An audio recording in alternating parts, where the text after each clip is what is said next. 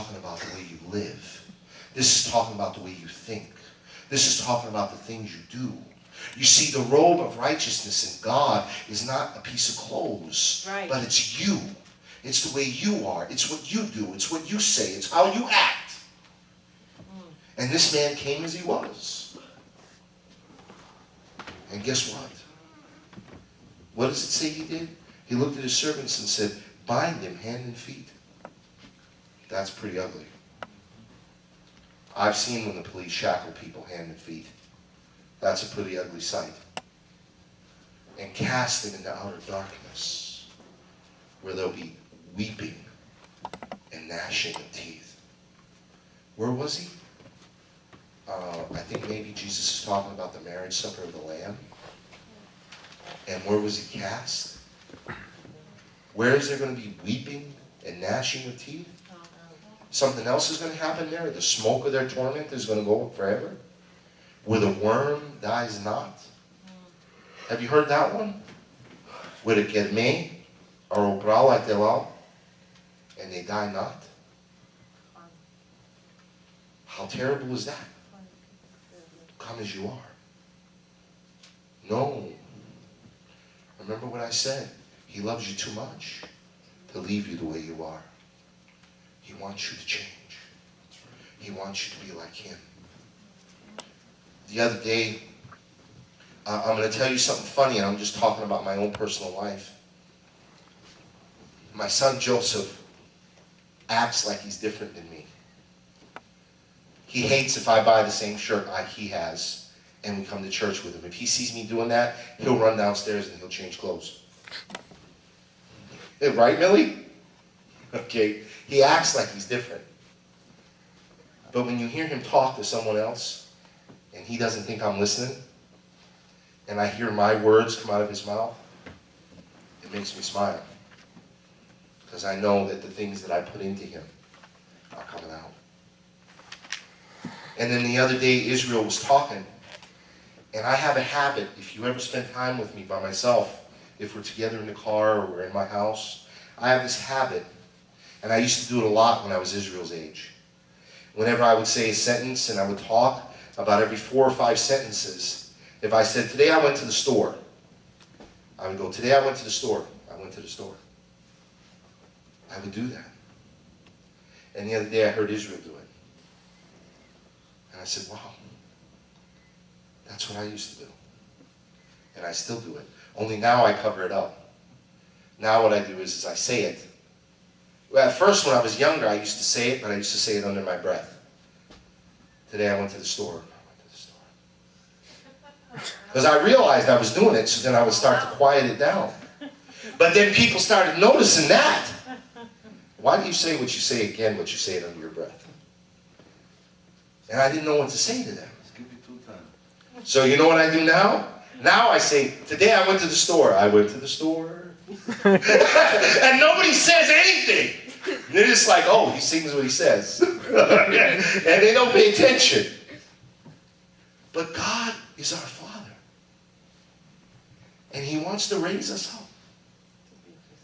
He wants us to be like him. And you know what? I may not like it, but there's a lot of Butch in here. My Father. There's a lot of the way he acted and the things that he does in here. And there were some ways to put out on him. Because our Father put something in us and wants us to be like him. And we want to be like him, don't we? Absolutely. Don't we want to be like Jesus? Of course. Can you imagine if Jesus sat down and he saw the woman at the well? I mean, not the woman at the well. The woman that was accused, and they all wanted to stone her. Can you imagine if Jesus said, where are your accusers? And she said, they're not here, they left. And instead of saying, neither do I condemn thee, but instead he said, yeah, pelego solo temeré. That guy, he did this and he did that. And that other guy did this and he did that. And who do they think they are to condemn you? Can you imagine if Jesus did something like that? Can't. Can you imagine if he saw the woman at the well, and when she said to him, "Oh, why do you ask water of me? Because you're a Jew and I'm a Samaritan and we don't have nothing to do with each other." If he looked at her and said, "Yeah, you're right, you're a dirty, filthy pig," and he walked away. Can you imagine? Can you imagine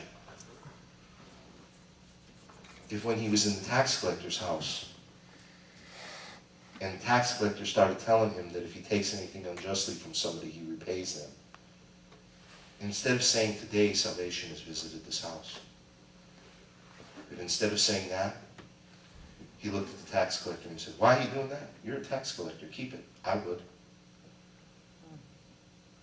Can you imagine that? We can't. Then why do we say stuff like that? Why do we talk bad about people? Why do we talk about how we would have taken advantage of someone? Why do we talk about how we might have stole something? Why do we talk about evil things? Why do we act evil? He wants us to put on that wedding garment. And if we don't, we won't make it. But if we do,